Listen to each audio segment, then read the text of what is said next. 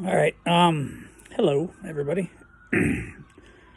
I've been told by a few people that I should try to make YouTube videos, and I'm not really sure sort of what subject material to kind of go over and whether it's valuable or not. But I've been told that some of my ideas are valuable and useful for people to kind of hear, concerning things in their life, things that are going on, like relationship stuff. Sometimes I think that just because I talk about this stuff doesn't mean that I have it all figured out or have the best insight on everything. But I do have some generally good ideas that might be helpful.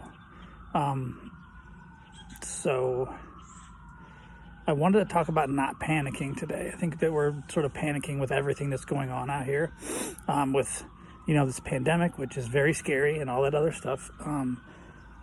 And with everybody being locked down and being sort of funneled information, and only certain information is getting to people. There's a lot of contradictory information and things like that. And I'm not a medical expert. I don't claim to be by any stretch of the imagination. But what I see is a lot of sort of widespread panic that's not really useful for anybody in any circumstance, no matter what happens.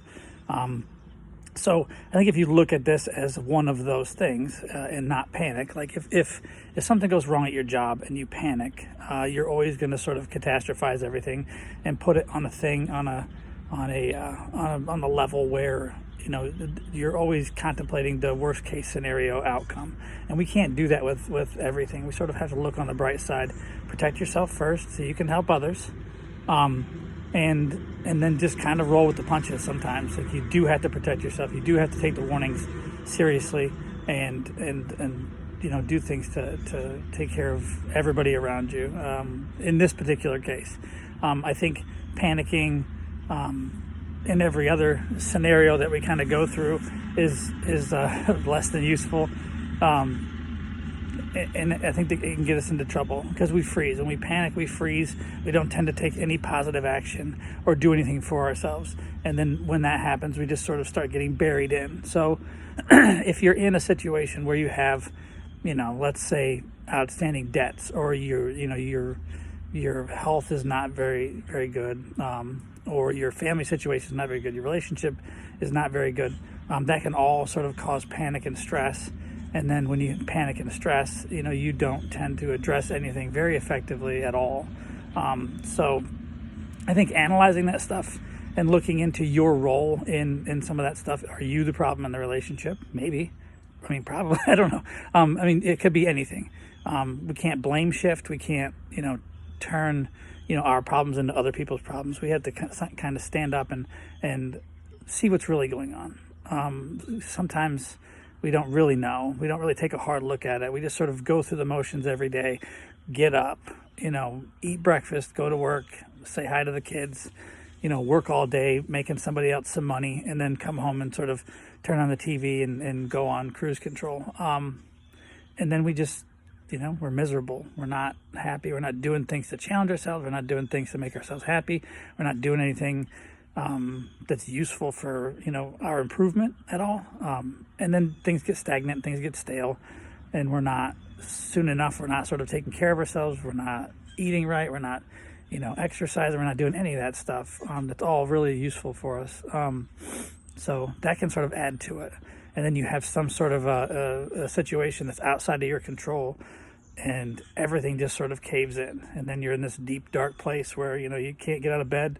You get the 1,000-pound covers. You can't see the light at the end of the tunnel, and that's a really tough place to be. So I'm sort of all over the place with this because it's my first video, I think. So I think that what we should do is just start identifying what's actually going on. What are the real problems that we're facing? What is the real culprit for our anxiety attacks, or our fear, or our depression, or whatever? Like, sometimes it's just us. Sometimes it's things that we're making up in our head. Sometimes it's real stuff, but we're not taking the steps to address it. So I think that could be the start of everything. If you take a paper, I used to have people, journal. So you get a journal, you get some paper, and then you start writing things down. Look at everything. Like, what do you like and dislike about your home life? What do you like and dislike specifically about your job? You know, what do you like and dislike about all your relationships? That kind of stuff.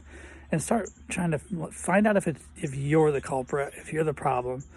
And then if you're not, like, what is? What are the problems? And then just start taking steps to just improve it. You don't have to solve every problem, like, you know, right away. You can start moving in a positive direction, and positive always leads to positive. That's 100% true. And just do positive things for yourself on purpose. Reach out and help other people also. You do that kind of stuff. You do good for other people. You help them improve themselves and better themselves and make them feel good about themselves. That's just all positive energy, and it can feed on itself, and it can eliminate a lot of that bad and negative energy. Yeah, I think we just need identifying. So that's what we'll call this video. Just like, let's identify what's going on. Let's write it down, and then we can start sort of formulating a plan. So that's it. All right. It was a short one, but I don't know. We'll see how this goes. Thanks. Bye.